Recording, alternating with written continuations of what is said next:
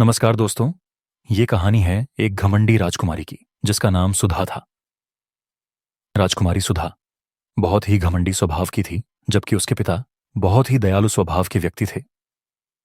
हम कहानी में देखेंगे कि एक बूढ़ा व्यक्ति कैसे राजकुमारी सुधा का घमंड तोड़ ढता है। दोस्तों, कहानी बहुत ही इंटरेस्टिंग है, आइए देखते हैं। बहुत समय पहले चंद्रगढ़ नाम का एक भव्य राज्य था जो अपनी समृद्धि और खूबसूरती के लिए दूर दूर तक प्रसिद्ध था। राज्य के केंद्र में एक विशाल और अलंकृत राजमहल खड़ा था, जहां राजा विक्रम और उनकी बेटी राजकुमारी सुधा रहते थे। राजा अपनी प्रजा के प्रति दयालु और न्यायप्रिय थे, लेकिन उनकी बेटी सुधा, हालांकि अत्यंत सुंदर और शिक्षित थी, अपने अहंकार के कारण अपने पिता की छवि के विपरीत थी। राजकुमारी सुधा को अपनी सुंदरता का बहुत घमंड था। उसके महल में हर दिन दर्जनों लोग उसकी प्रशंसा करने आते। वह जब महल के बगीचे में टहलती तो लोग उसे देखकर मंत्रमुग्ध हो जाते। लेकिन यह प्रशंसा धीरे धीरे उसके लिए आवश्यक हो गई और उसने इसे अपने अहम का हिस्सा बना लिया। राजमहल में आए अतिथियों के साथ सुधा का व्यवहार अक्सर अपमानजनक होता। वह गरीबों को अपने पास फटकने नहीं देती और महल के नौकरों के साथ भी कठोरता से पेश आती। एक बार जब एक कुम्हार ने महल के लिए सुंदर मिट्टी के दीपक बनाए तो राजकुमारी ने उन्हें तुच्छ समझकर ठुकरा दिया और कहा, हमारे महल में ऐसे साधारण दीपकों की जगह नहीं। तुम्हारी ये औकात है कि तुम महल के लिए कुछ बनाओ। कुम्हार ने सिर झुकाकर कहा, राजकुमारी, मेरी नीयत केवल सेवा की थी, लेकिन अगर यह आपकी पसंद के लायक नहीं तो मुझे माफ करें। राजकुमारी ने इस पर भी कोई ध्यान नहीं दिया। वह हर समय यही सोचती थी कि केवल अमीर और प्रभावशाली लोग ही उसके समय और सम्मान के योग्य हैं। राजा विक्रम को अपनी बेटी का यह स्वभाव बहुत चिंता में डाल देता था। उन्होंने कई बार सुधा को समझाने की कोशिश की, लेकिन उसका घमंड हर बार उनके शब्दों को अनसुना कर देता। एक दिन उन्होंने अपने राजगुरु से इस बारे में चर्चा की। राजगुरु ने कहा, महाराज, घमंड मनुष्य के विनाश का कारण बनता है। यदि राजकुमारी को अभी सही मार्ग पर नहीं लाया गया तो वह अपने और राज्य दोनों के लिए हानिकारक हो सकती हैं।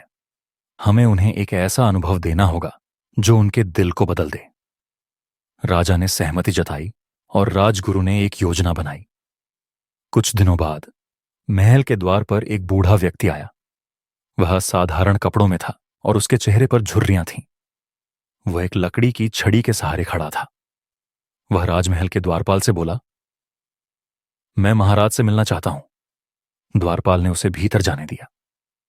जब वह महल के अंदर पहुंचा तो राजकुमारी सुधा ने उसे देखा। वह उसके कपड़ों और उसके पुराने स्वरूप को देखकर चौंक गई। तुम कौन हो? सुधा ने तीखे स्वर में पूछा। बूढ़े ने नम्रता से कहा, राजकुमारी, मेरा नाम शंकर है। मैं एक साधारण व्यक्ति हूं। मैं महाराज से एक विशेष संदेश लेकर आया हूं। सुधा ने उसकी बातों को गंभीरता से नहीं लिया। उसने हंसते हुए कहा, तुम जैसे गरीब लोगों के पास मेरे पिता को देने के लिए क्या विशेष संदेश हो सकता है? क्या तुम जानते हो कि यह महल तुम्हारे जैसे लोगों के लिए नहीं है? बूढ़े ने धीमे स्वर में उत्तर दिया, राजकुमारी, धन और वैभव से बड़ा ज्ञान होता है। यदि आप चाहें तो मैं आपको ऐसा ज्ञान दे सकता हूं जो आपके जीवन को बदल सकता है। यह सुनकर सुधा को और क्रोध आ गया। उसने सख्त लहजे में कहा, तुम्हारे जैसे व्यक्ति मुझे कुछ भी सिखाने की हिम्मत कैसे कर सकते हो? तुरंत यहां से चले जाओ। बूढ़ा जाने लगा, लेकिन जाते जाते उसने कहा, राजकुमारी, घमंड आपको सच्चे सुख से दूर करता है।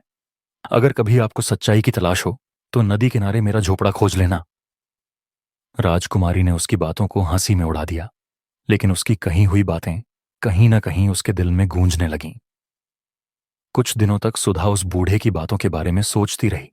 उसके शब्द बार बार उसके मन में लौट आते। आखिरकार उसने निर्णय लिया कि वह उस बूढ़े की सच्चाई को समझने के लिए उसके झोपड़े पर जाएगी। राजकुमारी साधारण वेशभूषा में नदी किनारे के उस झोपड़े पर पहुंची। झोपड़ा बहुत ही साधारण था, लेकिन उसमें एक अजीब सा आकर्षण था। बूढ़ा शंकर उसे देखकर मुस्कुराया। आइए राजकुमारी, शंकर ने कहा, मुझे खुशी है कि आप यहां आईं। सुधा ने कहा, मैं यहां यह जानने आई हूं कि आपने ऐसा क्यों कहा था कि मेरा घमंड मुझे सच्चे सुख से दूर करता है। शंकर ने सुधा को गांव के अलग अलग हिस्सों में ले जाना शुरू किया। उन्होंने उसे उन गरीब परिवारों के जीवन दिखाए जो दिन रात मेहनत करते थे लेकिन फिर भी खुश रहते थे। उन्होंने उसे वह मां दिखाई जो अपने बच्चों को भूखा रहने के बावजूद प्यार से पालती थी। सुधा ने देखा कि लोग कितनी कठिनाइयों में जीते थे लेकिन उनके दिलों में सच्ची खुशी और संतोष था। उसने महसूस किया कि महल के भीतर उसने केवल अपने वैभव और घमंड में ही जीवन को देखा था। गांव में बिताए कुछ दिनों के बाद सुधा का दिल बदल गया। उसने महसूस किया कि उसका घमंड उसे दूसरों से दूर करता था और उसे सच्चे सुख का अनुभव करने से रोकता था। उसने बूढ़े से माफी मांगी और कहा, आप सही थे। मैंने अपने जीवन में केवल अहंकार को स्थान दिया था। अब मैं अपने जीवन को बदलना चाहती हूं। कृपया मुझे क्षमा करें। राजकुमारी सुधा ने महल लौटकर अपने जीवन को पूरी तरह बदल दिया। उसने गरीबों की मदद करनी शुरू की, अपने राज्य के लोगों के साथ समय बिताया और उनके दुख दर्द को समझा। धीरे धीरे प्रजा ने उसे सच्चे दिल से प्यार करना शुरू कर दिया। एक दिन अचानक राजकुमारी सुधा बीमार हो गई। यह खबर पूरे राज्य में आग की तरह फैल गई। लोग बेहद चिंतित हो गए। राजमहल के द्वार पर लोग अपनी प्रार्थनाएं लेकर आने लगे। हर मंदिर में राजकुमारी के स्वास्थ्य के लिए पूजा अर्चना शुरू हो गई।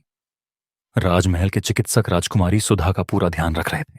उधर राज्य के लोग भी दिन रात उसकी सलामती के लिए प्रार्थना कर रहे थे। यह देखकर राजकुमारी का मन भावुक हो उठा। उसने सोचा, मेरे लोग मुझसे कितना प्यार करते हैं। मैं इनके लिए हमेशा कुछ अच्छा करने का प्रयास करूंगी।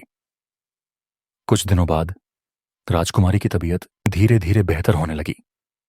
जब वह पूरी तरह स्वस्थ हुई तो उसने अपने राज्य के लोगों को राजमहल के प्रांगण में बुलाया। वहां उसने सबको अपने स्नेह और सहयोग के लिए धन्यवाद दिया। उसने कहा, आप सभी का प्यार और प्रार्थनाएं ही मेरी सबसे बड़ी ताकत है। मैं हमेशा आपके लिए हर संभव प्रयास करूंगी। राजकुमारी के ये शब्द सुनकर लोगों की आंखों में खुशी के आंसू थे। उन्होंने एक स्वर में कहा, हमारी प्रिय राजकुमारी सदा स्वस्थ और खुश रहें। उस दिन के बाद से राजकुमारी और प्रजा के बीच का बंधन और मजबूत हो गया।